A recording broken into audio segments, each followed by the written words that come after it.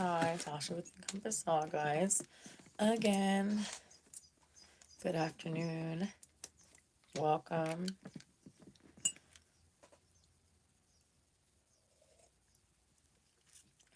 This is the first recording of the day. I'm giving you all a minute to come in.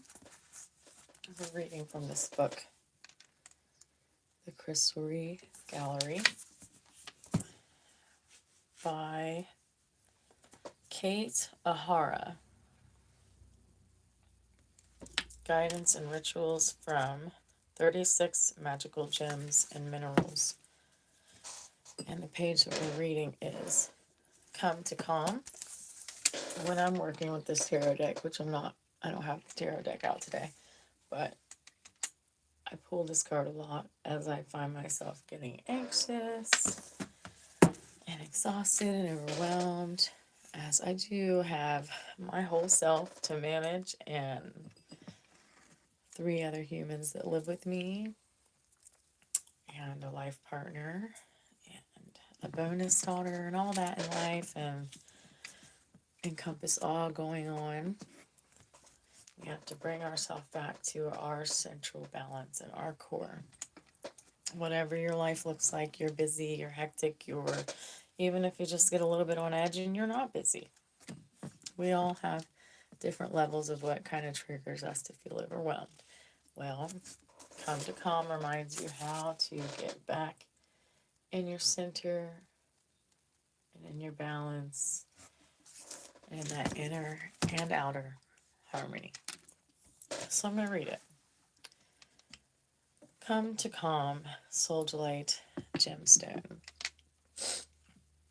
When your nervous system relaxes, your mind can suddenly see patterns that were previously obscured. Intuition and intellect, collective consciousness, and individual observations come into balance. 222 on the timer. You gain perspective and can lean into your own wisdom. In this quiet inner place, you begin to trust yourself and feel steady in the world.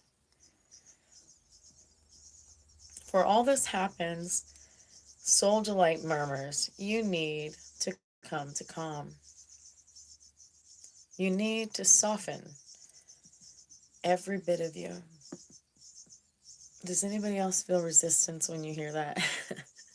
You need to soften any resistance. Hi. Well, every time I've heard that this week from even an outside source or not, I've heard you need to soften, or we as a divine feminine and divine masculine need to soften and get back in our balance. I feel a little bit of resistance. So hi guys. Okay, so you need to soften every bit of you, all the way down to the minute motions of the dendrites of your nerve cells. Take a deep breath.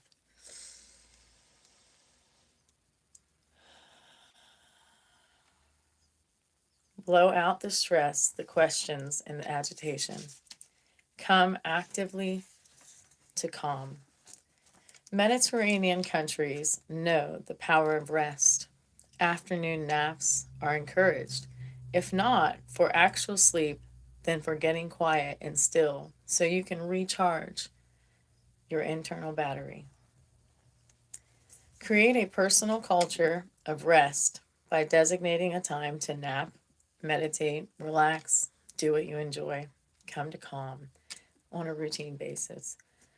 Not an oops, I fell asleep nap, but an intentional time to lie down and allow yourself to go quiet. Depending on your life, this might happen daily or once a week. Schedule it so that you can anticipate it. Here's some questions to ask yourself and question your internal intuition. What feels truly restful for you? Do you nap in bed, on the sofa, or outside in a hammock? Is there music or silence? Are you in darkness or napping like a cat in a pool of sunlight? So basically, what is the atmosphere you enjoy resting in? For me, it changes. Sometimes I like to be outside in the woods and I just want to lay in the grass with my baby and just relax in the grass on a blanket. Other times I want to be in my recliner. Other times I'm like, I just want my freaking bed. I don't know about you guys, so switch it up, whatever you want to do. Just ask yourself, where do I want to rest today? Allow your nap time to be a ritual of reset.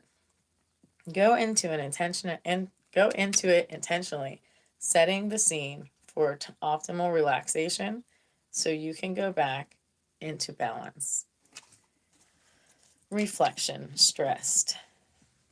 When you're in fight or flight response mode, you can't hear the voice of your heart. And actually, you're not supposed to. Our bodies are hardwired to get us out of danger.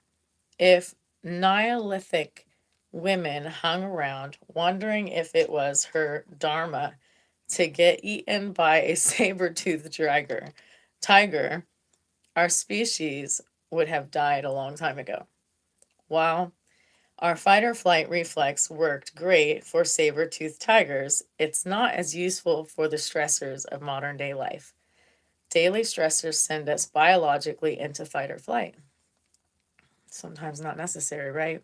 A level 2 situation is not a level 10 situation, and our bodies sometimes don't know the difference.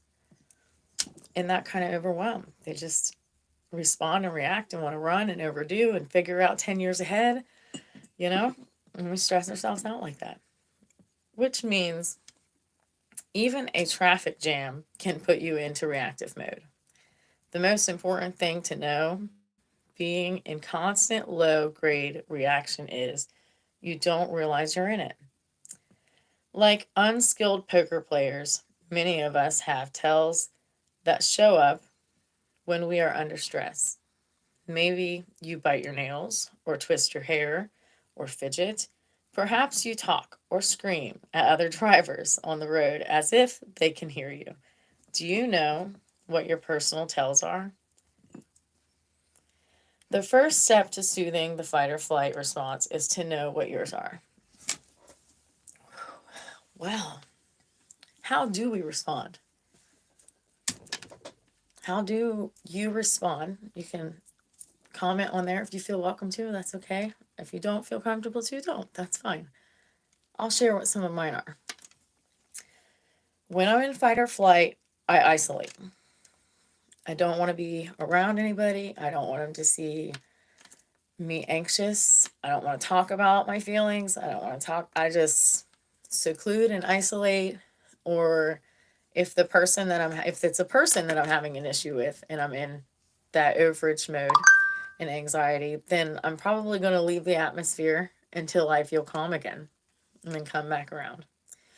I could also have shaking. I also could have a little bit of catch myself holding my breath a little bit and remind myself to breathe, which helps if you do breath work. So I don't know what your guys's are, but it's good to ask yourself, where do I want to rest today? Or maybe you woke up one day, or like every day actually, and you have like 5 things on the plan of list of things to check mark off to do. If any of you are like me, that's what you kind of have goals, right? Which are great. But sometimes you wake up and life is like, I really don't feel like what I was yesterday. Or you have like 10 other curveballs that are like, this is what you're doing today, and you don't have an option. And then your energy is like going through this transition of today's not going to go like I thought. Then you're like, have to go through that transition of the energy, feeling anxious about what you're not going to get done. But there's also, this is why I said return to flow. Because when we put aside a time to rest and relax and to flow, we can trust the process. We know that the things that have to be put off for later are going to be there later. And sometimes if it's bills that's making us anxious, there's going to be a fee on that bill. I remember in my 20s, I was like, oh my gosh. It was so high anxiety if I felt like I was going to have a bill. I just thought it was the biggest plague on earth to have a fee on my bills. And now I'm like, something's going to provide, something's going to come. I'll find a small job on the side. I'll help my dad do some flooring this week. I'll clean my mom's house. Something will come through. Will at least the bills are paid. And I'm just like, okay, I just need to. Part of me fights with, I'm going to figure it out. And the other part of me is like, oh, I trust the universe, it's going to work out. It's kind of a great balance to do if you're not obsessing about how do I figure it out? How do I figure it out? You know, where there's a will, there's a way. When we trust, it's going to flow. Even when we don't trust, it's going to come to us. The problem's going to be there whether we're anxious or not. So we're like, okay, I trust the universe. I'm heading in a good direction. I have good goals. And maybe if any of you, this might be a key tip for somebody on here. Putting less goals on your list a day. I had to do that in 2016. Back then I was having heart issues. I was having high anxiety. I was in a violent relationship. I was selling like 10 to 15 cars a month for my car dealership, and also ministering. I was doing so much. And I was a mom. And I was jogging every morning and swimming after that and working out and thinking about teaching a dance class. I passed on it, but so much was going on. And my body was like, dude, do you like love yourself? Like, you have so much going on and everybody else is benefiting from it. A lot of it, you're benefiting from it, but we're not robots. We should tap in and we should check out, what do you need? What do you need? How can I love you different today? To yourself. You know, like, some of us are so apt and amazing and wonderful in partnerships with people.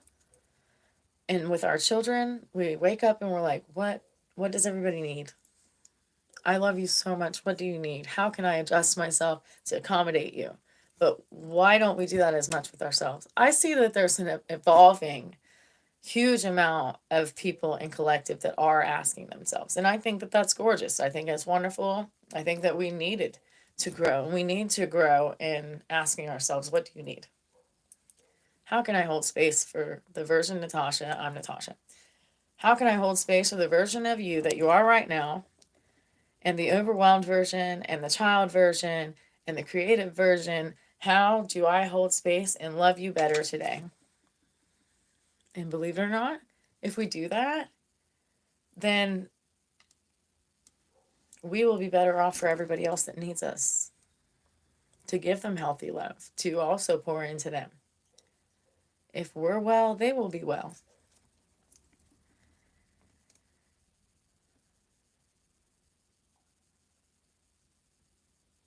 I was reading comments there, guys.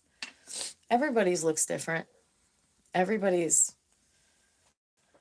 some of you are speaking about some of your diagnoses on here. I have PTSD. I'm diagnosed PTSD. And that means I have a lot of flashbacks, not near as many as I used to, but a lot of flashbacks to trauma that happened.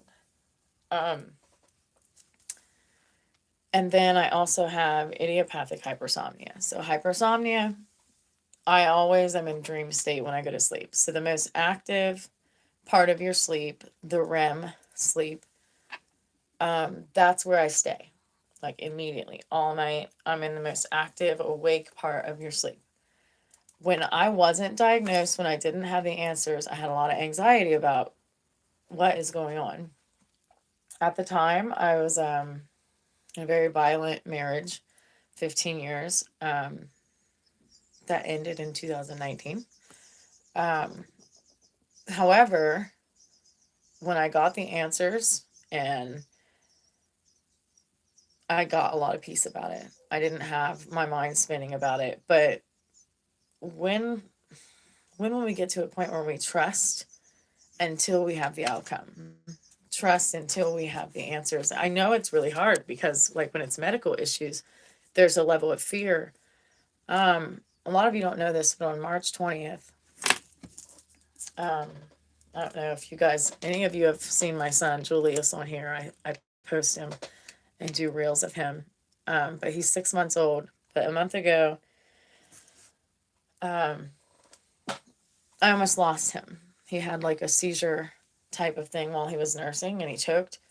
And I had to resuscitate him. And for a moment, it was like he was lifeless and it was really scary. And then I went to Children's Hospital the next morning and that was a whole thing. And we just went and had some tests done on him, an EEG that was normal. So there's not really any answers, but I've found ways of how to help him transition from sleep and wake, because that seems to be when it's happening, is he's shaking while he's falling asleep and waking up.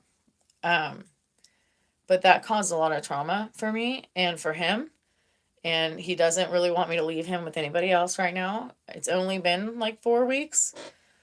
But it was really scary, and it is really scary. But that activated a lot of my trauma mind, and that fight or flight. And I had to remind myself and keep reminding myself to trust the process, trust the outcome, just keep giving thanks because I have him still, because he's still very present and still himself. Now, they don't see any decline in his like learning and his cognitive and his mentality and his mobility. They don't see any of that going on. But he did say mama 7 times in a week and a half before the incident, and now he's not said mama at all or daddy. Cute note. The first thing he ever said was what? Now, I don't usually hear people the first time fully, so I'm like, what? What? But his first word was what? And his second word was mama or mom, both. And then his third word was yeah. But anyway, now he doesn't say any of those words, but I just wanted to share with you guys that miracle, It turned out okay. It is all okay. It's better than okay. But coming back to calm now, like I notice here and there every couple days that I'll just have a moment of fear. Just a moment of fear where I'm just like, is he okay? Is it all right? Am I walking down the stairs carefully? Am I doing this okay? Or I just get nervous. I don't want to leave him with anybody. I feel like he does. I don't want him out of my sight. And that's fine because he's 6 months old. So, but now I have to retrain the come to calm. And I have been doing the things that help do that. I'm meditating. I'm spending time with you guys. I'm allowing spirit to channel through me and share more love and light and healing with me and with you guys. And it's a beautiful thing. And there's so many of us in the collective that aren't here to judge each other or to condemn or treat each other nasty, but to say, here I am and I'm here with love, without judgment. And we can get through this together, or you can choose to go through it alone. But do what is best for you. What feels like rest to you? What brings you back to calm? For me, it's going to the woods, or putting my feet in the water, or running my hands under cold water, or just laying down and taking a nap with my baby, or just watching him nap. And sometimes it's doing the dishes, believe it or not. Like sometimes, like the most soothing thing I can do is do the dishes. I do. I congratulate everybody who is going through anything and is sharing love with themselves and holding space for that. It's okay. We're going to be all right. You're okay. Because you are. And you're going to get through it. Life doesn't leave the option of not getting through it. I congratulate you. I applaud you. And do what you have to do to soothe you and to love you. Come back to calm. Remind yourself that this life is still lovely. Good or bad, up or down, rough or smooth. Okay? Thanks for joining me, guys. Love you. Bless you. Take care of yourself.